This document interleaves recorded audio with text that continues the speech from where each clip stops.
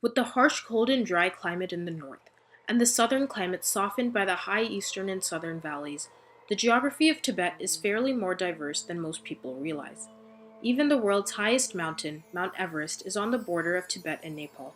But the real highlight of this landlocked region lies in its fierce past.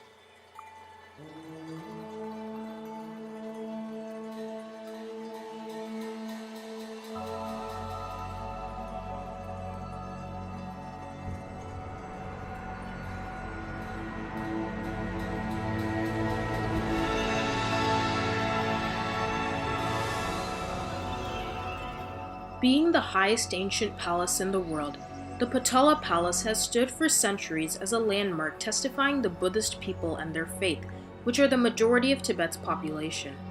After the 5th Dalai Lama defeated the Shigatse kings with Mongol support, he moved the capital to Lhasa, later building the palace in the city's center. The Potala Palace is split into the Red Palace and the White Palace. The Red Palace, designated as a house of prayer, was used to study Buddhism and the advancement of the religion. The White Palace was home to 10 successive Dalai Lamas and their courts. Currently, there are the offices of the Tibetan government, governmental assembly halls, and other official offices.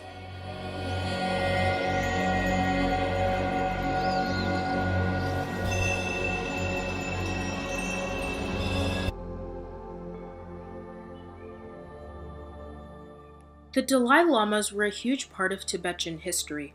They are the spiritual leaders of the Tibetan people and are important monks of the Gulu school. The Dalai Lama title was created in the Ming dynasty of China in 1578. The 14th and current one is Tenzin Gyatso.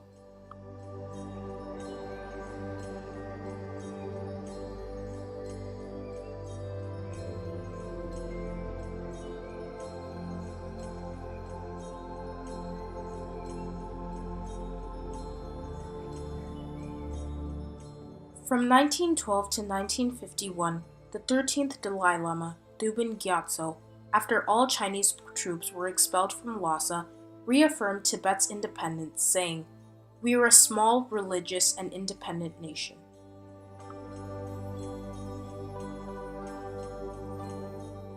In 1914, Britain, Tibet, and China met to negotiate India and its northern borders. The treaty gave full control of Qinghai, a province north of Tibet, to China, and recognized the autonomy of the rest of Tibet. But China refused to sign because of South Tibet being ceded to British India. The Tibetans and the British agreed to the treaty, but the Chinese never did.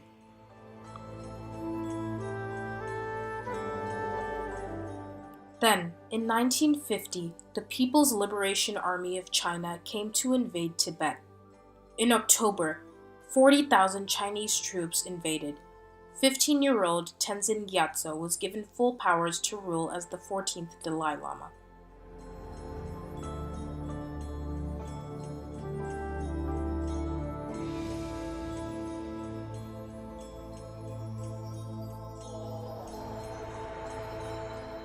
In 1951, the 17-point agreement affirmed Chinese rule over Tibet, but was signed under protest by the representatives of the Dalai Lama.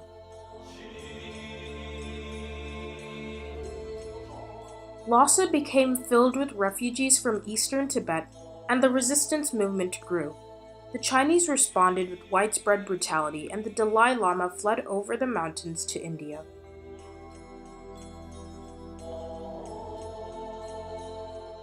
A high-level Tibetan delegation arrived in Beijing to talk with China in 1982.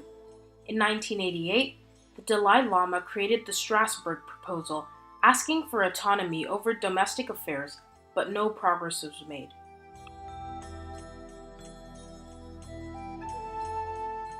In 1987 to 1989, protests across Tibet led to deaths and political prisoners, and thousands took to the streets.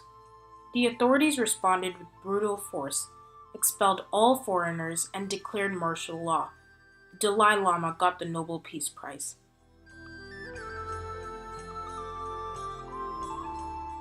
The world's youngest political prisoner was taken in 1995 when 6-year-old Gendon Choki Nyima recognized as the 11th Panchen Lama, was taken by Chinese authorities.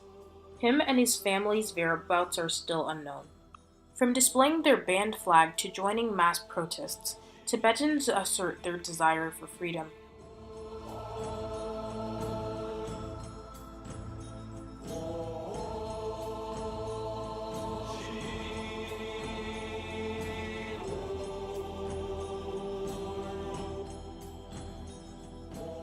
A yak is a unique species that plays a significant role in the Tibetan people's daily lives.